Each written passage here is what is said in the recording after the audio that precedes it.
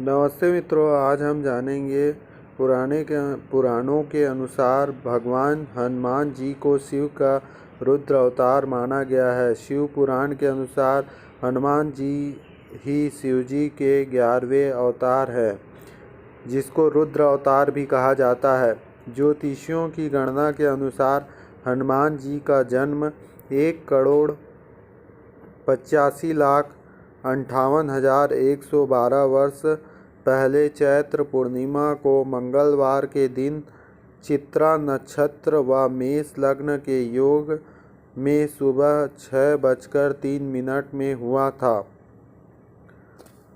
तो बहुत लोग गलती करते हैं कि हनुमान जयंती कहते हैं, लेकिन हनुमान जी आज भी जीवित हैं, इसलिए हनुमान जन्मोत्सव कहेंगे। और जो भगवान होते हैं उनका अवतार होता है, उनको हम जन्म बोल देते हैं, लेकिन अवतार माना जाता है। इति अवतारा मतलब ऊपर से नीचे आना, उसको अवतार कहा जाता है। तो हनुमान भगवान के बारे में हम जानेंगे। परंपरागत रूप से हनुमान को बल, बुद्धि, विद्या, शौर्य और निर्भयता का प्रतीक माना जाता है। संकट काल में हनुमान जी का ही स्मरण किया जाता है, वह संकट मोचन कहलाते हैं। हनुमान को शिव अवतार तथा रुद्रावतार भी माना जाता है। रुद्र आंधी तूफान के अधिष्ठाता देव भी हैं और देवराज इंद्र के साथी भी हैं। विष्णु पुराण के अनुसार रुद्र का उद्भव ब्रह्मा जी की भृगुटी से हुआ था। हनुमान जी वायुदेव अथवा मारुति नामक रुद्र के पुत्र थे। हनुमान शब्द का ह ब्रह्म का, नु अर्जुन का, माँ लक्ष्मी का और ना पराक्रम का घोतक है। हनुमान जी को सभी देवताओं का आशीर्वाद प्राप्त था। वे सेवक भी थे और रामदूत, नीतिज्ञ, विद्वान, रक्षक, वक्ता, गायक, नर्तक, बलवान और बुद्धिमान भी थे। शास्त्रीय संगीत के 3 आचार्यों में से एक हनुमान भी थे। अन्य 2 थे शार्दुल और कहाल। संगीत परिजात हनुमान जी के संगीत सिद्धांत पर आधारित है। कहते हैं कि सर्वप्रथम राम कथा हनुमान जी ने लिखी थी और वह भी शिला पर। यह राम कथा वाल्मीकि जी की रामायण से भी पहले लिखी गई थी और हनुमानाष्टक के नाम से प्रसिद्ध है। हनुमान के जन्म स्थान के बारे में कुछ भी निश्चित नहीं है। मध्य प्रदेश के आदिवासियों का कहना है कि हनुमान का जन्म रांची जिले के गुमला परमंडल के ग्राम अंजना में हुआ था। कर्नाटक वासियों की धारणा है कि हनुमान जी कर्नाटक में पैदा हुए थे। पंपा और किष्किंधा के ध्वजावशेष अब भी हम्पी में देखी जा सकती हैं। अपनी राम कथा में फादर कौमिल बुल्के ने लिखा है कि कुछ लोगों के अनुसार हनुमान वानर पंथ में पैदा हुए थे।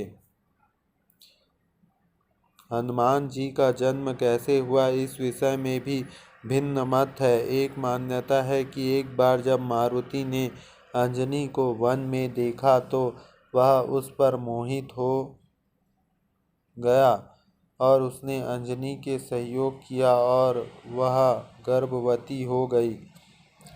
एक अन्य मान्यता है कि वायु ने अंजनी के शरीर में कान के माध्यम से प्रवेश किया और वह गर्भवती हो गई। एक अन्य कथा के अनुसार महाराज दशरथ ने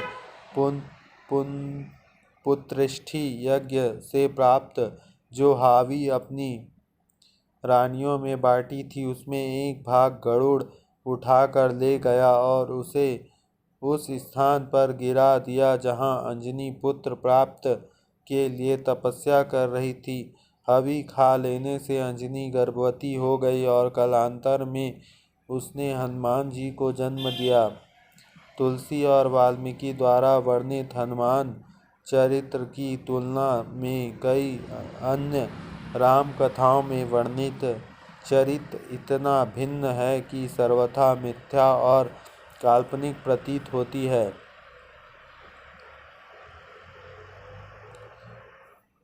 तो ऐसे हैं हनुमान जी। हनुमान जी एक राम भक्त थे। जिस प्रकार उन्होंने श्री राम भगवान की सेवा अर्चना पूजा की, इस प्रकार सभी लोगों को भगवान राम के प्रति श्रद्धा भावना भक्ति रहनी चाहिए, क्योंकि राम नाम जपने से ही कई रोग मिट जाते हैं और हनुमान नाम जपने से कई काम बन जाते हैं। तो इसलिए प्रतिदिन राम और हनुमान का नाम लेना चाहिए। जय बोलो हनुमान की, जय बोलो श्री राम की। तो राम भगवान बहुत ही प्रिय मानते थे, वो है श्री हनुमान जी, और उनकी भक्ति अपरंपार है और उनकी जो सेवा है वो दृढ़ है प्रभु की भक्ति के लिए। तो जिस प्रकार हनुमान ने भक्ति किया उस प्रकार भक्ति भी हम सब में होनी चाहिए, क्योंकि हनुमान जी एक ऐसे भक्त हैं जो अपने प्रभु श्री राम के कार्य में देरी नहीं करते और उसको तुरंत उस कार्य को करके दे देते हैं। ठीक इसी प्रकार हमको भी अपने कार्य में विलंब नहीं करना चाहिए और अच्छे अच्छे कार्य करने चाहिए, जिससे कि हमारे प्रभु श्री राम का प्रचार प्रसार हो, हमारे धर्म संस्कृति का प्रचार प्रसार हो। जय श्री राम, जय हनुमान।